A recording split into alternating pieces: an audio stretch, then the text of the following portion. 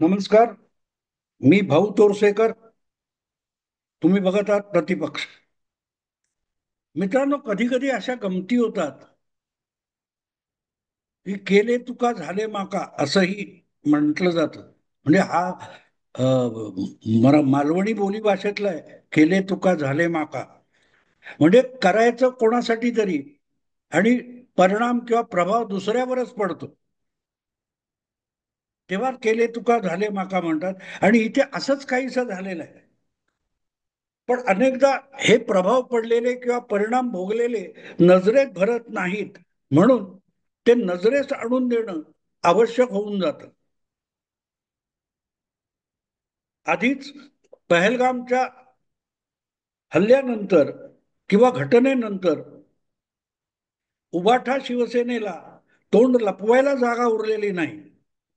पण अर्थातच संजय राऊत जसं म्हणतात की मी नंगा आहे और नंगे से खुदा भी डरता है, तेव्हा नागड्या माणसाला तोंड लपवायचं कशाला? जे लपवायचं ते लपवत नसतील त्यांना तोंड लपवायची गरज नसते.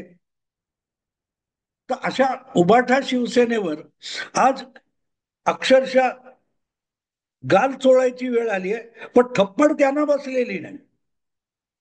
थप्पड कोणी उबाठा शिवसेनेला किंवा उबाठा शिवसेनेच्या नेत्याला कोणी थप्पड मारलेली नाही. पण गंमत अशी आहे की नामुष्की मात्र उबाठा शिवसेनेची झाली आहे आणि थप्पड बसलेली आहे ती काँग्रेसचे सर्वे सर्वा नेते राहुल गांधी यांना. आता तुम्ही म्हणाल की तुम्ही कुठे बघितलं उबाटा शिवसेनेचा कोणी गाल चोळताना, तुम्ही कुठे बघितलं? तर गाल चोळणं याचा अर्थ थप्पड बसल्यानंतर आपली बोलती बंद होते, त्याला सुद्धा गाल चोळणंच म्हणतात. एक घटना या सगळ्या पहलगामच्या गडबडीमध्ये अशी घडून गेली आहे की ज्याला माध्यमामध्ये फारसं स्थान मिळालेलं नाही. ती घटना आहे सुप्रीम कोर्टातून राहुल गांधी यांना बसलेली थप्पड. तिकडे उत्तर प्रदेशात कोणीतरी राहुल गांधी यांच्या विरोधात एक अर्ज दाखल केला होता की राहुल गांधी स्वातंत्र्यवीर सावरकरांचा जो नित्य नेमाने घाणेरड्या भाषेमध्ये आणि घाणेरड्या हेतूने अपमान करतात, तो भारताच्या स्वातंत्र्य लढ्याचा अपमान आहे आणि सावरकरांनी केलेल्या त्यागाचा आणि राष्ट्रभक्तीचा अपमान आहे. याविरुद्ध उत्तर प्रदेशातल्या कुठल्या तरी कोर्टामध्ये, ट्रायल कोर्टामध्ये अर्ज केलेला आहे. आणि त्याचा समन्स आल्यानंतर राहुल गांधी पहिली गोष्ट जर काय करत असतील तर ते समन्स कॅन्सल करायचा प्रयत्न करतात. म्हणजे राहुल गांधी किंवा गांधी परिवारातल्या प्रत्येकाची अशी एक धारणा आहे की या देशात कायदे आहेत आणि कायद्याचं राज्य आहे. त्यातला कुठलाही कायदा नेहरू गांधी खानदान परिवाराला लागू होत नाही.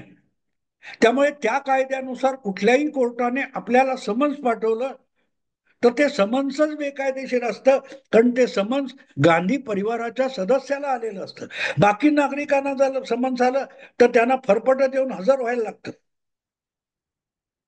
पण गांधी परिवाराला मात्र यातून सवलती मिळत असतात आणि त्यामुळे अशा वेळेला कुठलीही सवलत काय ते समन्स आलं की गांधी असो, सोनिया गांधी, राहुल गांधी वगैरे मंडळी ही पहिली वरच्या कोर्टामध्ये धाव घेतात आणि ते समन्सच रद्द करून टाका, आम्हालाही कुठच्याही कोर्टामध्ये यायला लागणं, उभं राहायला लागणं किंवा साक्ष द्यायला लागणं किंवा उत्तर द्यायला लागणं हाच गांधी परिवाराचा घोर अपमान आहे. आणि गांधी परिवाराचा म्हणजे स्वातंत्र्य चळवळीचा अपमान आहे, अशी त्यांची एक धारणा आहे. आणि त्यामुळे कुठल्याही स्वरूपाचा, अगदी त्या आता नॅशनल हेराल्डचं पण प्रकरण चव्हाट्यावर येते. नॅशनल हेराल्ड प्रकरणामध्ये सुद्धा असंच झालं होतं. त्याला आता जवळजवळ 17-18 वर्ष होऊन गेले. ज्या वेळेला देशामध्ये सोनिया गांधींची कठपुतळी असलेले मनमोहन सिंग पंतप्रधान म्हणून देशाचा कारभार चालू होत होते, त्यावेळेला सुब्रमण्यम स्वामी यांनी हे प्रकरण बाहेर काढलं, ज्यांना मनी लॉन्ड्रिंग म्हणतात, म्हणजे पैशाची आर्थिक हेराफेरी.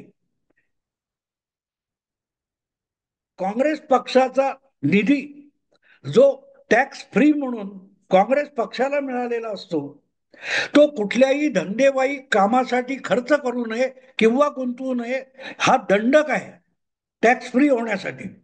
असा 90 कोटीचा काँग्रेसच्या तिजोरीतला फंड राहुल गांधी आणि सोनिया गांधी या मायलेकरांनी नॅशनल हेराल्ड नावाचं वर्तमानपत्र चालवणाऱ्या कंपनीला कर्ज म्हणून दिला, बिनव्याजी कर्ज म्हणून दिला.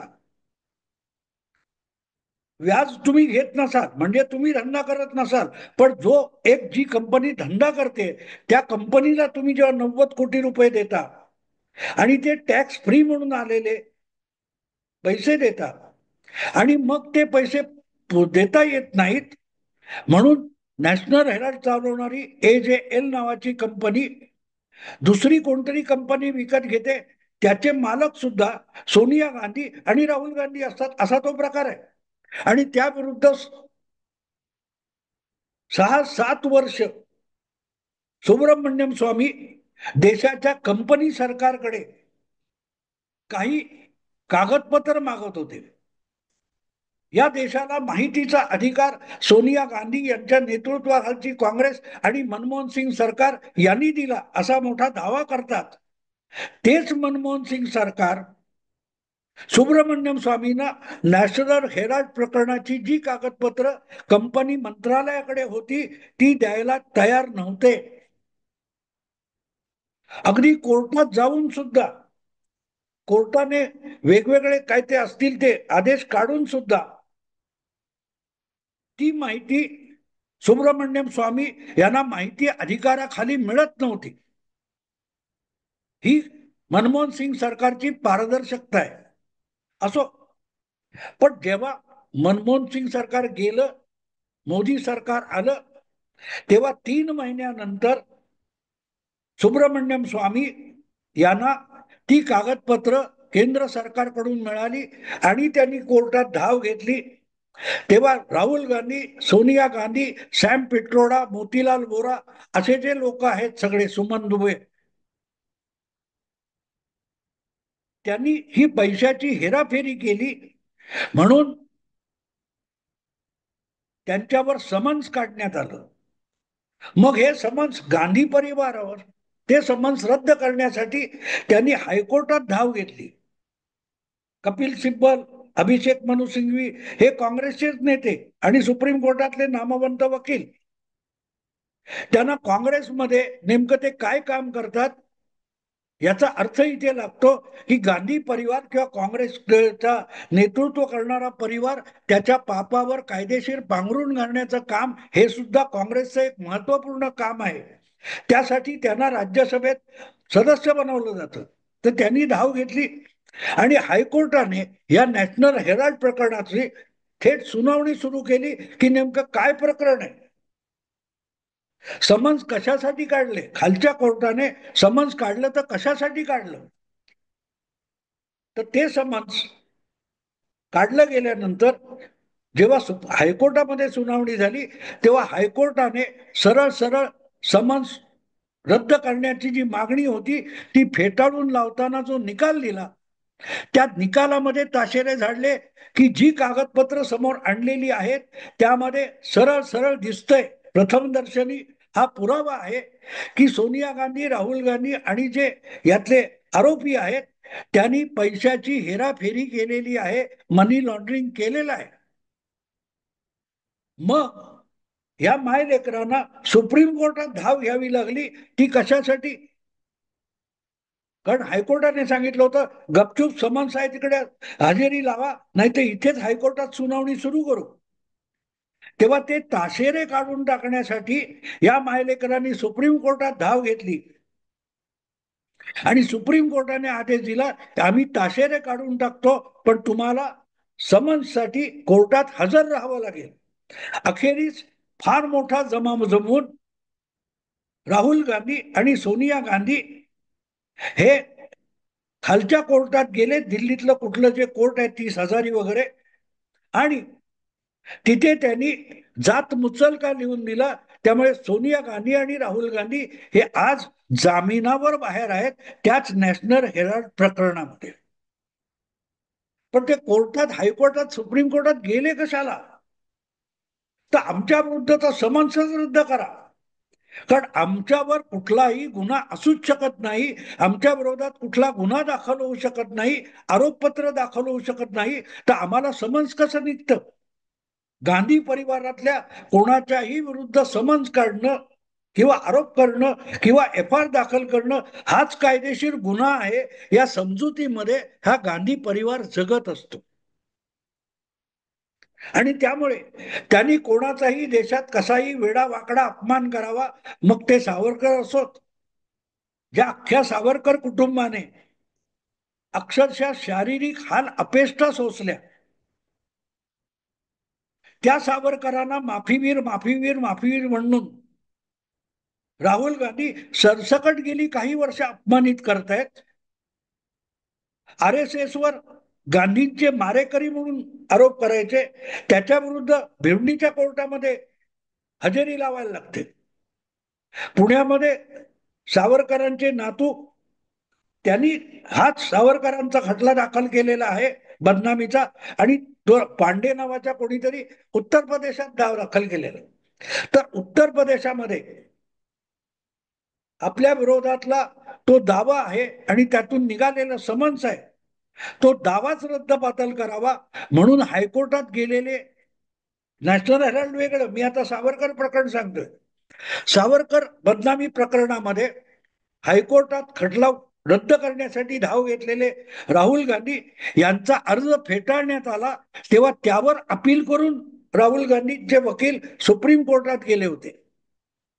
अर्थात तेच कपिल सिब्बल, अभिषेक मनु सिंघवी आणि कंपनी.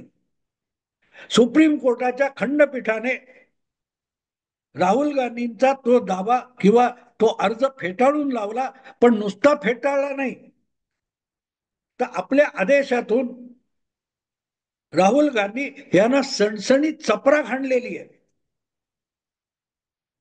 की तुम्हाला खालच्या कोर्टात सुनावणीच्या वेळेला हजर राहावं लागेल, समन्स आलेला आहे तर समन्सच्या उत्तरादाखल तुम्हाला कोर्टात हजेरी लावावी लागेल, त्यातून सवलत मिळणार नाही, समन्स रद्द होणार नाही. हे बजावतानाच सुप्रीम कोर्टाच्या खंडपीठाने राहुल गांधींना कानपिचक्या दिलेल्या आहेत की तुम्ही जेव्हा सार्वजनिक जीवनात वावरता तेव्हा कोणाच्याही प्रतिष्ठेला बाधा येता कामा नये.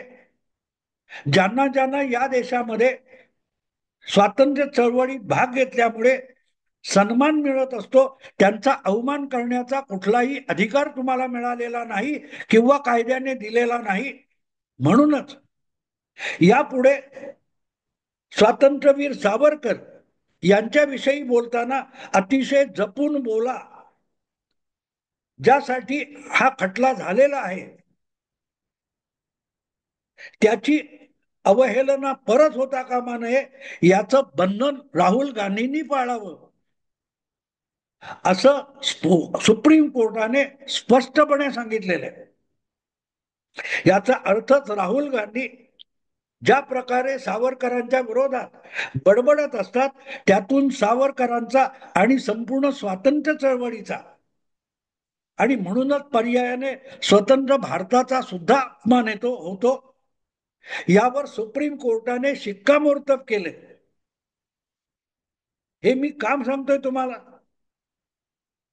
की प्रत्येकाचा बोलायचा अधिकार आहे वगैरे वगैरे, ही भाषा चालते, पण तुम्हाला बोलायचा अधिकार मिळालाय म्हणजे कोणाचा तरी अपमान करायचा अधिकार मिळालाय असा त्या स्वातंत्र्याचा अर्थ होत नाही, हेच सुप्रीम कोर्टाने सांगितलेलं आहे. थप्पड राहुल गांधींना बसली आहे. मग गाल चोळण्याची वेळ उद्धव ठाकरे, संजय राऊत, आदित्य ठाकरे यांच्यावर आली असं मी का म्हणतो?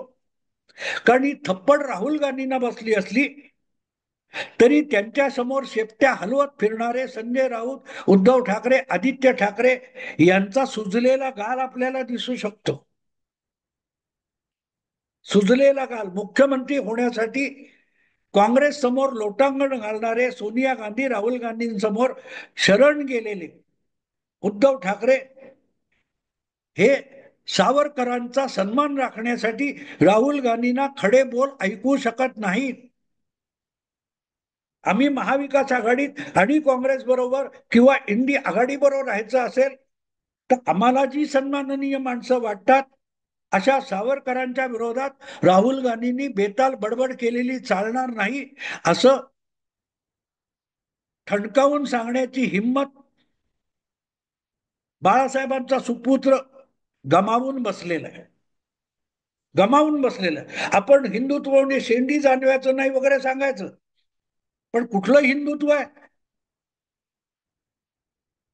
वर्षानुवर्ष माझ्या हिंदू बंधू भगिनीनो आणि बांधवांनो असं म्हणणाऱ्या पिताचा हा मुलगा काँग्रेसच्या आश्रयाला जाण्यापूर्वीपर्यंत स्वतः सुद्धा सगळीकडे हिंदू बांधवांनो म्हणायचा, पण इंडी अलायन्स मध्ये गेल्यापासून हिंदू हा शब्दाची ऍलर्जी उद्धव ठाकरेंना झालेली आहे.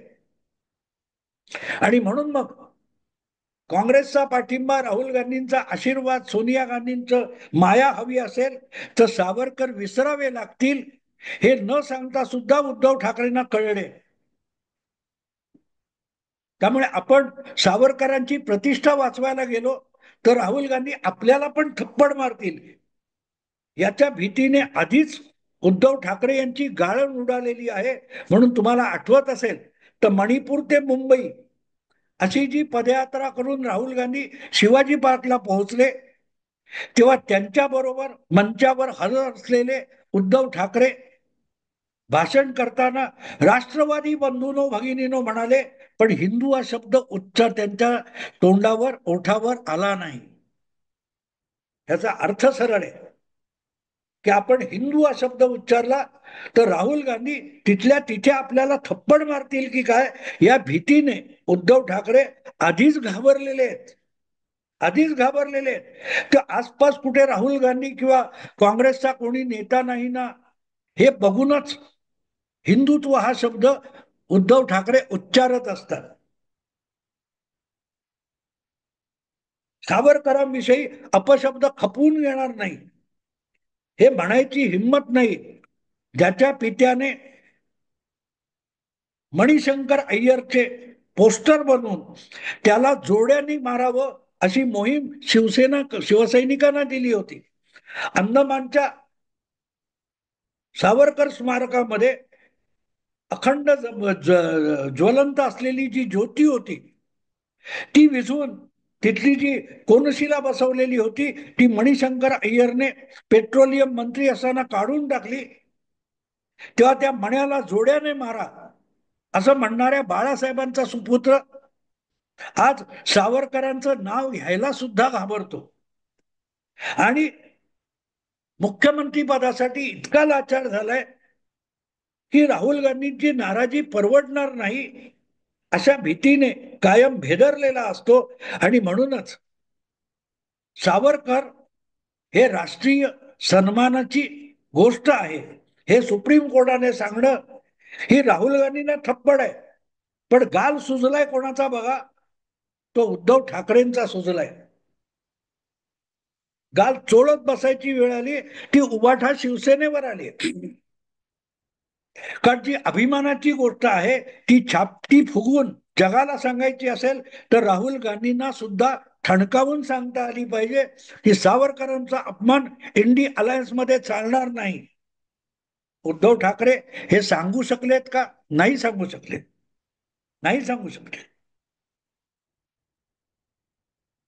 जे मुस्लिमांच्या मतासाठी लाचार होतात ते राहुल गांधींच्या पाठिंब्यासाठी शेपूट हलवायला लागले तर नवलाची गोष्ट कुठची. आणि म्हणून मग काँग्रेस बरोबर उद्धव ठाकरे आणि उबाटा शिवसेना इतकी एकजीव झालेली आहे की थप्पड राहुल गांधींना बसली तर उद्धव ठाकरे, संजय राऊत आणि आदित्य ठाकरे यांचे गाल सुजले तर नवल वाटायचं कारण नाही. सुप्रीम कोर्टाने एक प्रकारे यांना पण थप्पड मारले. कुठल्या अभिमानाच्या गोष्टी करता? तुमच्या अभिमानाची ग्वाही सुप्रीम कोर्टाला द्यायला लागते पण तुम्हाला बोलण्याची हिंमत राहिलेली नाही. हेच सुप्रीम कोर्ट सांगतं. त्याचा अर्थ काय होतो की राहुल गांधींना थप्पड बसते पण गाल मात्र यांचे सोसतात. गाल चोळत यांना बसावं लागतं. अर्थात ते म्हणतात ना, कोडग्या कोडग्या लाज नाही, कालची गोष्ट आज नाही. संजय राऊत वगैरे मंडळी उभाठाची जी आहेत, त्यांची एक खासियत आहे, ते इतके आता टीकेने आणि बेशरमपणाने कोडगे झालेले आहेत, निर्डावलेले आहेत, की त्यांना कसलीही लाज उरलेली नाही. आणि म्हणून जे काही काल बोलतील, परवा बोललेले असतील, ते त्यांना आज आठवत सुद्धा नाही. म्हणूनच राहुल गांधी निवर झालेले आहेत. त्यांना कोर्टाची थप्पड बसल्याने काही होणार नाही. पण उभाटा शिवसेनेमध्ये थोडी जरी संवेदना शिल्लक असेल, तर त्यांना आपापल्या गालावर आलेली सूज प्रामाणिकपणाच्या आरशात दिसू शकते. असो मित्रांनो, आत्ता इथेच थांबतो. आवडलं लाईक करा, शेअर करा आणि प्रतिपक्षाला सबस्क्राईब करा. नमस्कार.